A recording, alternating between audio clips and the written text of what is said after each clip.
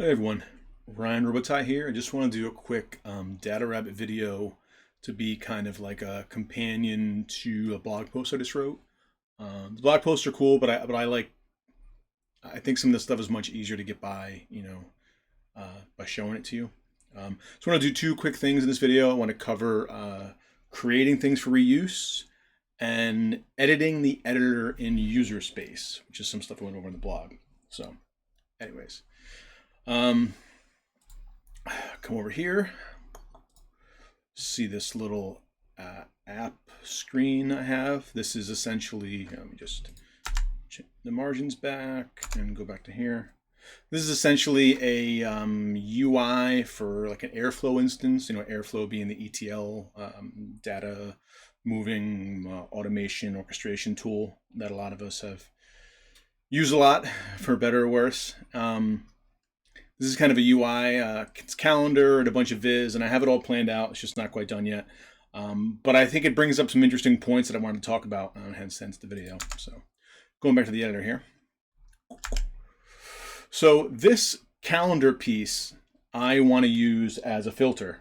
I like the fact that it shows, weeks, months, and days in kind of a visual way that I'm going to use not only to communicate, the status of things in time, but I'm also going to use this as a filter to drill down the rest. I want to look at a particular month or some day where something went wrong, or the week, and it's kind of like, it's not fully formatted yet, so excuse the black and white tooltips. But anyways, and this, I think it's a good example of stuff to be made for reuse, right? So obviously this is two heat maps and one calendar component. This is actually, the calendar component was made by Nevo. It's a Nevo component, and nevo.rocks is the website. Really cool, very good looking graph, line chart, bar chart, Sankey, all kinds of cool stuff. But anyways, this is essentially, a heat map, and two heat maps and a calendar, right? And I like this, and I'm probably going to end up using this for other things with different color schemes and whatever, and not this Saved by the Bell thing I got going on here. But basically, it's a cohesive unit. It's a screen with a layout, and inside the three boxes, I have content, and the content would be the calendar, the way the calendar is configured, all the stuff you'd think, style sheets, JavaScript, basically React props to get this stuff to render. But what is cool about this is that, so there's a screen, I need a GH calendar because it's reminiscent of the GitHub calendar.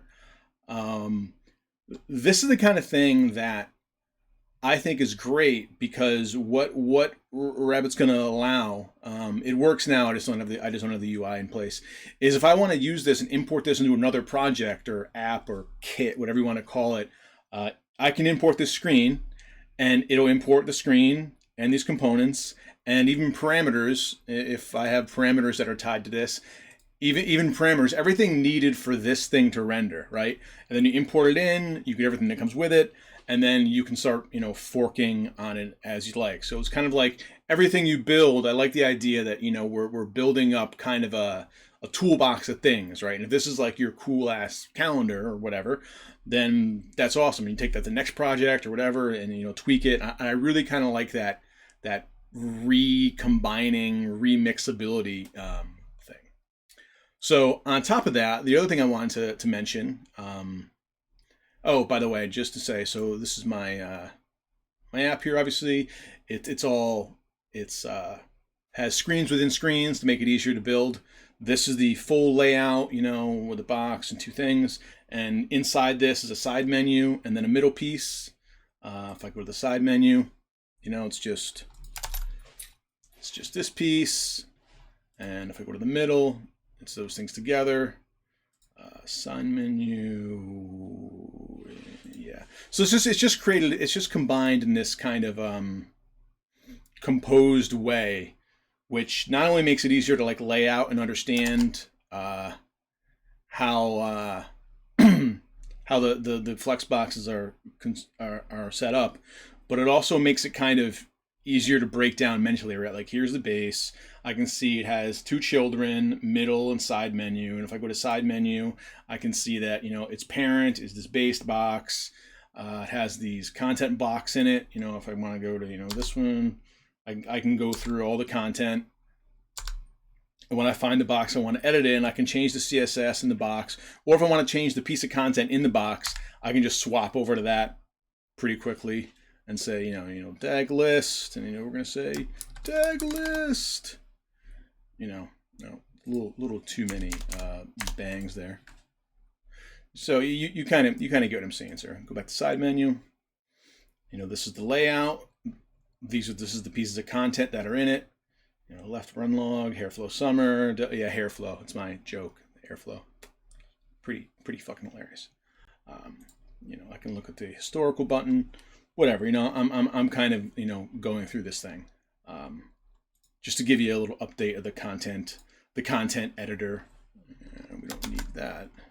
The content editor that's kind of like, built in here. But anyways, back to content. So let's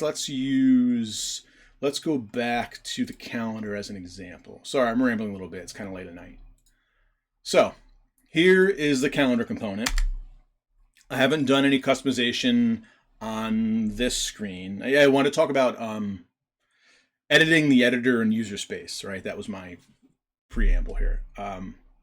So something that I like is if anyone like me is into like video game development and especially more of the old school stuff before things like Unreal Engine and Unity were pretty much everywhere and used for like a vast majority of projects.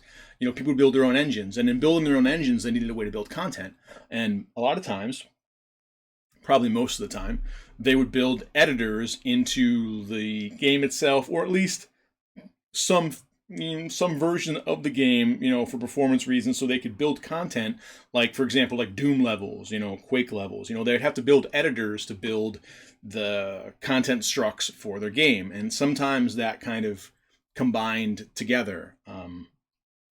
I was watching some videos lately of Jonathan Blow talking about Braid and The Witness and going through a lot of his, building it the way he built his engines. And it has, it's basically, I can want to stop here. I want to change some stuff and go back out of it. And I love that idea of like, editing the editor as we're editing things. It kind of is interesting. Anyways, back to React and Rabbit. So this is a calendar component. The configuration for it is a bunch of props. It's probably, you're probably not familiar with these particular ones, but I'm sure you know what I mean. You have to render a thing. We got to pass a bunch of stuff to it. Might be some data, a lot of configuration.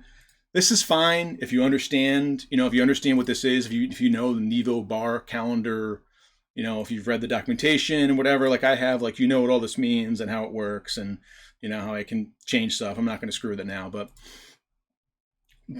to somebody who's kind of like, just wants to use this component, like this is kind of tough, right?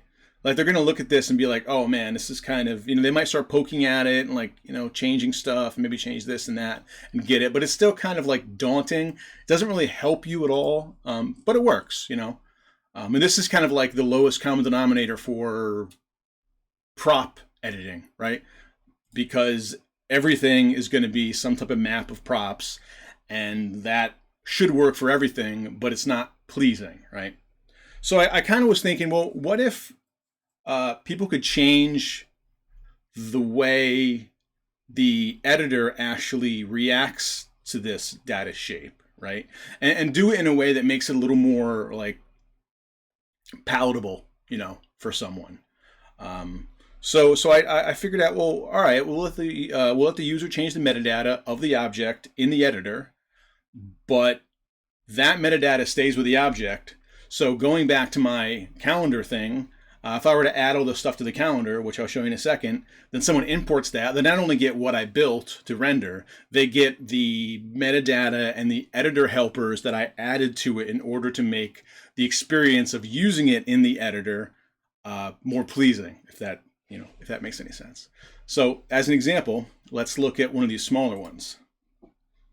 So this is the month heat map. So that's this one up here. And if you see, it's kind of similar, but I have the map broken out into sections. You know, I have all these base things, which are fairly straightforward, except for maybe these I could definitely use to like abstract these out. But I have, you know, axis top, nothing, axis left, nothing, pixel height, pixel width. I have, you know, I can have little helpers here. I'm basically taking that map and just breaking it out into a different structure that's a little easier to grok, right? I used to have 3 other keys here, or 2 other keys here that I hide by default because it just takes up space. The data here is a subscription that's up here that's running. It doesn't come with its own data. It's pulling it off the web. There's a theme map, which I'm not using because this is a very, very straightforward heat map. And there's this area for docs, which is, you know, I can put a whole HTML like hiccup thing here. Whatever, you know, it could be instructions how to use it. It could be a whole lot of things, really. And all this is defined by the metadata. So you can see you have a configuration here. I have, you know, this is what the key path is of this thing. This is what to call it. Here's the help text. Here's how wide it's going to be. You know, I have this vertical thing where I can stack smaller boxes, or I can have them take up the whole width, like some of the other ones, like data. And this is a much better experience. It means that I can bring in a new library and I and other people can iterate on it, and then that becomes kind of like a shared documentation, a shared learning, whatever, built into the component itself, which I think is really, really freaking cool. Taking it another step, let's go back to this side menu. So the side menu isn't anything fancy. You know, they're going to be buttons, but for right now, they're just boxes with some labels. The labels they have on them, like this codename 1, which is my rotated hairflow summer ridiculous Saved by the Bell 90s brutalism design thing here. This is for the container. If I go to the actual piece of content, you'll see that, you know, there's a label, hairflow summer, some style. This is a component. This is a recom label component, which is essentially just a box with some text in it, right? Nothing fancy. But the recom is very specific ways that it runs, and it has certain keys it needs and keys it doesn't want, and all this. So in this particular box, I can also put some constraints on things, right? So for this, for the custom panels, I can say for this box, base options here, right? I can say required keys label. That's the only one that's required in this particular thing. Allowed keys is label, on-click, CSS, and attribute, which you can do, you know, more on-clicks and stuff. Hidden false, you know, etc. But that's really cool because I can say, all right, now that I've said what the keys can be, I can have this nice helper here. So if someone doesn't really know this and they open this up, or maybe they imported this component from somewhere else and they don't really know, they can kind of look down here and say, okay, well, keys allowed and required, label, I got that, on-click style, attribute, cool. And then this is for any kind of documentation, you know, CSS, pretty straightforward. But so it kind of is guiding me into things. And even more, if I were to say like, you know, banana 44, and then I go to save that, it'll you know, highlight for me, and it'll say key warning, you know, unknown keys banana. Like, okay, that's fair. You know, there's not a whole lot of crazy error checking here, but at least it's doing something, you know. And that's all with me just adding context to this component for reuse, right? So let me get rid of banana here.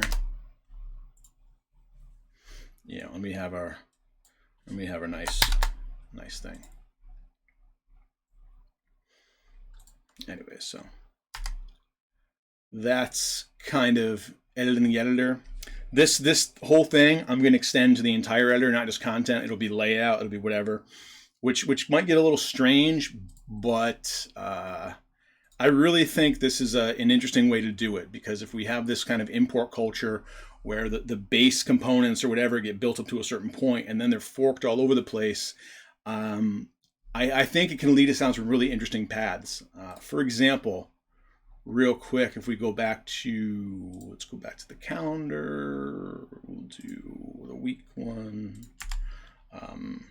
So for example, I have this definition, I have all these things here, but let's first say example, this axis left was actually just background color, right? Like something that has a single value like this. And then I get to a point where I can say, well, I have another component here in my system that is a color picker.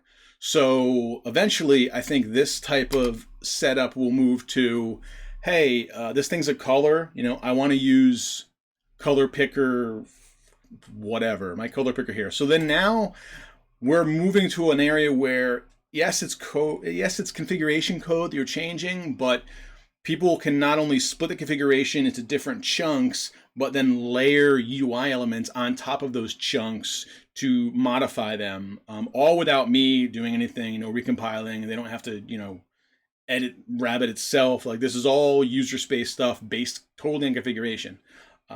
So I think that's really cool because, I started with a place where, I have all these props and all this code, or all this data, and I don't want to make UIs for everything. And every library works a bit different. We're talking about, doing a plotly versus Nevo versus, some raw D3 or some of the declarative stuff like NVD3 or whatever.